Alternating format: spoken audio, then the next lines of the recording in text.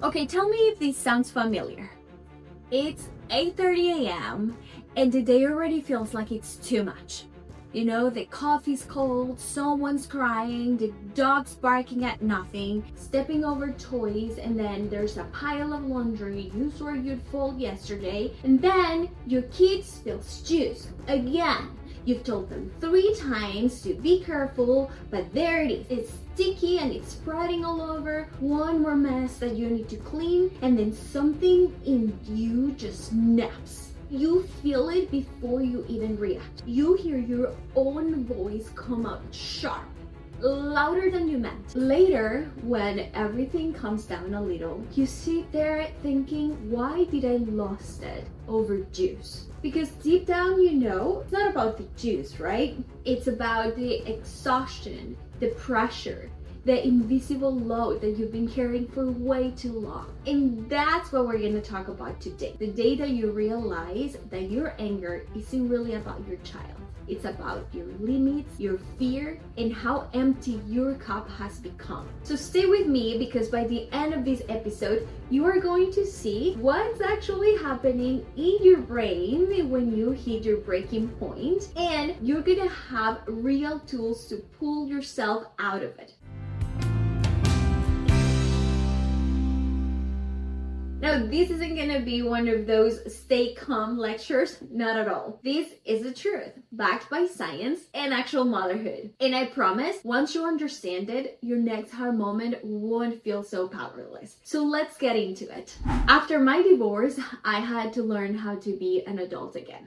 And I'm not talking about that I had to learn how to be on my own in like a cute, eat ice cream on the couch kind of way. I mean, I didn't even know how to register my car, or sign up for electricity, or how to find someone to mow the freaking lawn. I moved to the States in 2017. I didn't speak English. I was dependent on my ex-husband for absolutely everything. So when we separated, it was just a huge shift. I was grieving the family I had pictured and carrying a lot of guilt for it, trying to make sense of what life would look like now. And then, because life has a sense of humor, I got into a car accident. My car was totaled. Now I had a car payment that I didn't have before, my insurance tripled, and my savings went poof. It felt like life was saying, let me see how many things she can juggle before she just breaks down. I remember standing in that tow lot trying to Google how to file a claim, because of course I didn't know how to do that either. I think that my daughter wasn't with me, but I was there just devastated. Life could not go worse than that. And somewhere between those breakdowns, I became this version of myself who was always on edge. Everything just felt loud. Even the quiet moments felt so loud. Do you ever feel that? When even the quiet is screaming at you? That's what burnout feels like. It's like your body's alarm just keeps going off and won't let you rest. Like it thinks there's an emergency even when there's not.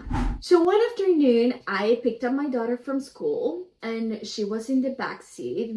She was singing like always. She was very loud, off key, pure joy. Normally, that sounds would just melt me. I love hearing her. But that day, it was like nails on a chalkboard, Every note just hit a nerve I didn't know was wrong. And by the time that we got home, I was hanging by a thread.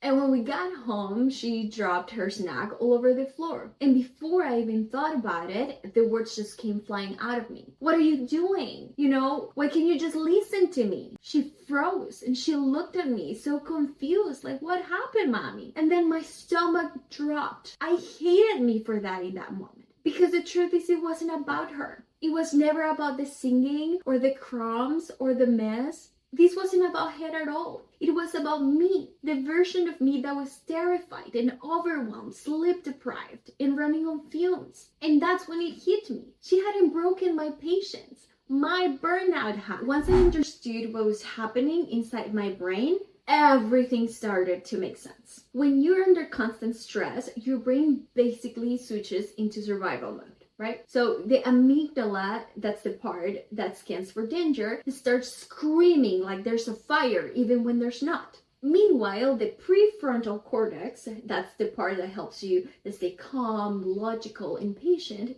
just shuts down. It's like you're trying to parent while your brain's Wi-Fi is down. You keep clicking the same buttons. You try to breathe, stay calm, be patient, but then nothing's loading. Nothing works. And here's what studies show. The American Psychological Association found that 1 in 3 parents report extreme stress. When that kind of burnout kicks in, harsh reactions like yelling, snapping, or shutting down go up by more than 20%. That's not some abstract number. That's you at 8 p.m. trying to get your kids in bed after the longest day, and you can feel your patience just hanging by a thread. That's the moment when something tiny, a spilled cup, a wine, a question feels like the last straw. Because your brain, instead of being calm, it's overloaded. There's another study in 2018 that found that parental burnout increases the risk of harsh reactions by 23%. This is fascinating because this means that almost 1 in 4 of us will lose our cool. Not because we're bad moms, but because our brains are completely maxed out.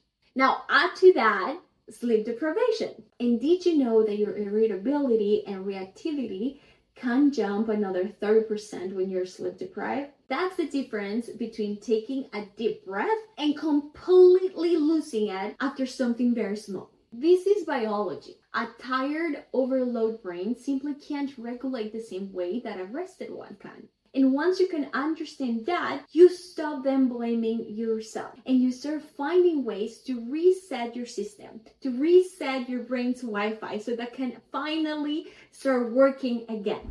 So once I realized what was actually happening in my brain, that it wasn't just me being emotional, it was simply my body running on empty, I knew I couldn't keep living that way. Something had to change. But here's the thing, I didn't need another inspirational quote or a perfect morning routine. I needed things that worked in the middle of the chaos. And that's where the shift started. Not overnight and not perfectly, but little by little, using tools that are actually, backed by research and then tested in real mom life. Here's what helped me start finding my way back. 3 simple things that I actually started doing when I felt like I was about to lose it. First, I started naming it. When I felt the heat just racing in my chest, I'd literally say in my head, I feel overwhelmed. I feel angry. I feel frustrated. I feel empty. Sometimes I would even say it aloud if I was alone or if my daughter was there, because somehow it also helps them understand how you're feeling at that moment. And I know this sounds small, but it's actually called affect labeling. And studies show that just by putting words to what you feel calms the emotional part of your brain. It's like giving your feelings a name so that they stop running the show. The second thing I did was giving my body proof that it was safe. And this wasn't like a full self-care day. No, I'm talking about like 10 minutes a day max. So what I started doing was I usually wake up before everybody's up or even the sun. So I would just go in my office and I just bring my cup of coffee and I would just simply have my cup of coffee while it was warm, and I would journal, I would write what I'm grateful for, whatever. Sometimes I wouldn't even do anything. Sometimes it wasn't in the morning. Sometimes I'd stretch on the floor while Abby played just next to me. And those tiny moments told my nervous system, hey, you're safe now.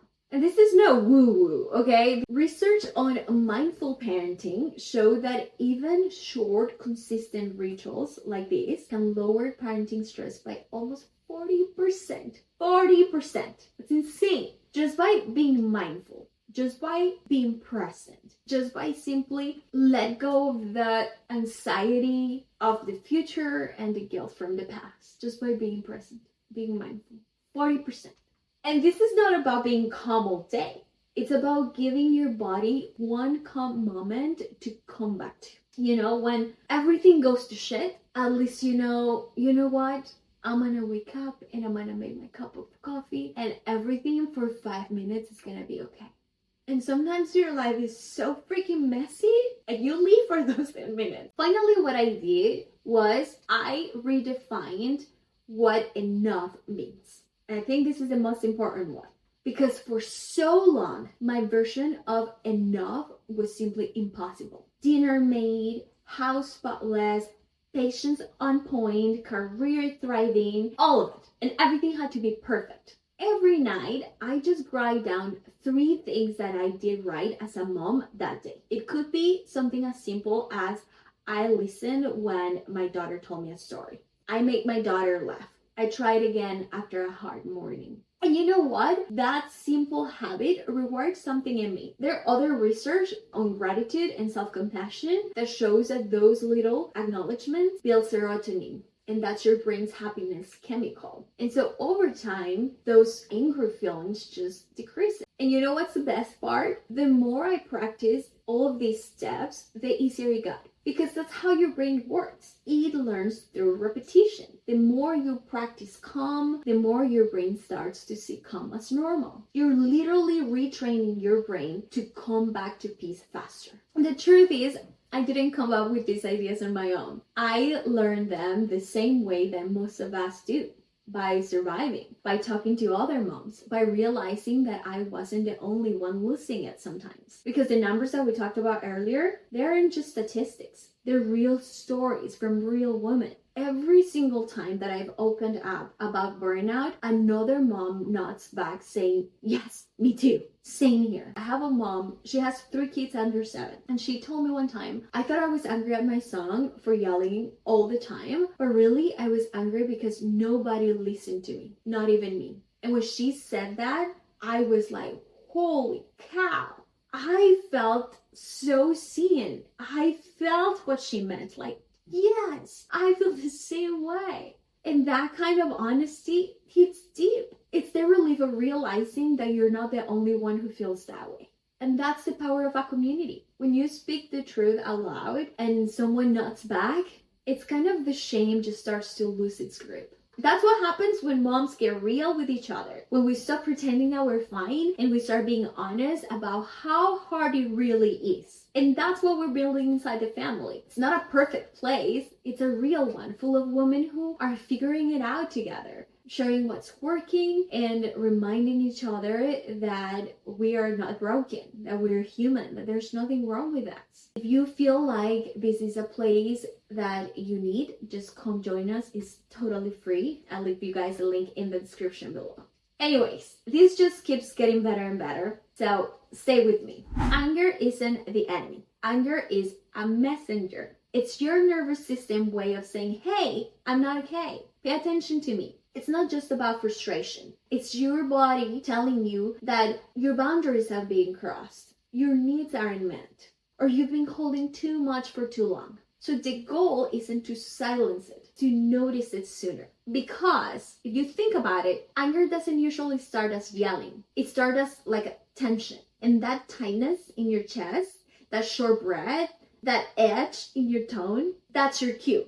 Listen to me. Your body always whispers before it screams. We just get too busy with our daily life that we just stop listening to those cues. So what I did was I started paying more attention. When did I feel that heat rise in my chest? When did my hands clench or my jaw tighten? Or when did my voice start to change? And that's when I realized something huge. The moments I yelled weren't random.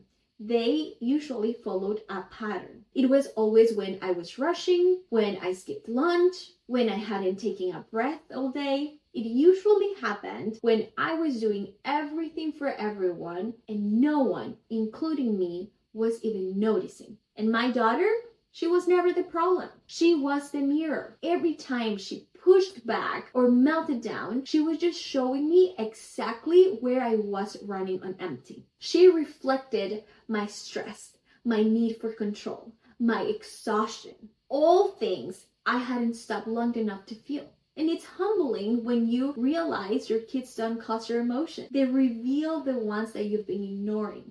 And that's not something to feel guilty about. That's where healing starts. That night, I realized I couldn't keep living like this. I was completely empty. And for the first time, I stopped trying to push through it. I just sat there and I let myself feel it. The anger, the guilt, the loneliness, all of it. And I saw it so clearly. My patterns of anger didn't come from my daughter. They came from fear, from this desperate need to do everything perfectly and all at once. Because somewhere along the way, I convinced myself that if I didn't, I was failing. Like I had something to prove. But prove what? And to who? Because at the end of the day, who the hell cares? I went from one extreme to another, from codependent to I don't need anyone. And neither way was healthy for me. For so long, I thought that being independent meant doing everything alone, proving that I could handle it. But I came to realize that real independency is knowing what actually is yours to carry and what's not. It's knowing when to ask for help.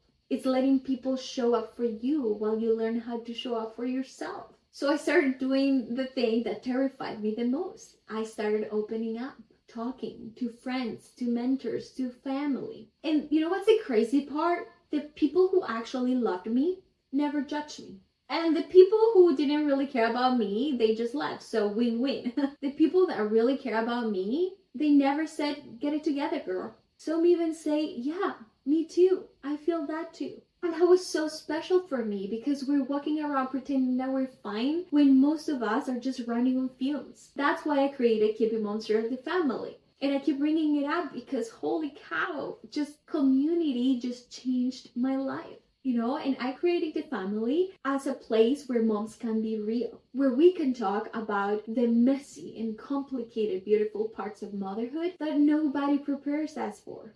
Dear mom, you don't have to do this alone. And if you've been carrying way more than you can hold, I want you to know that there's a space for you here. The moment when you realize that you can't keep living like this, that's where it all starts to shift. Remember, the anger that you feel is simply a signal. It's not your identity. And the beautiful part is that you can make the choice today to finally pay attention to that signal. You can learn your triggers, you can rebuild your calm, and you can enjoy your life again. Your body is asking to be heard. Your spirit is asking to be restored. So if this is what you want, we have a special place for you inside the family. I will leave the link in the notes for you if you are interested. Remember, your anger isn't who you are. It's just a signal. And you're allowed to feel it. You're allowed to pause. You are allowed to change it.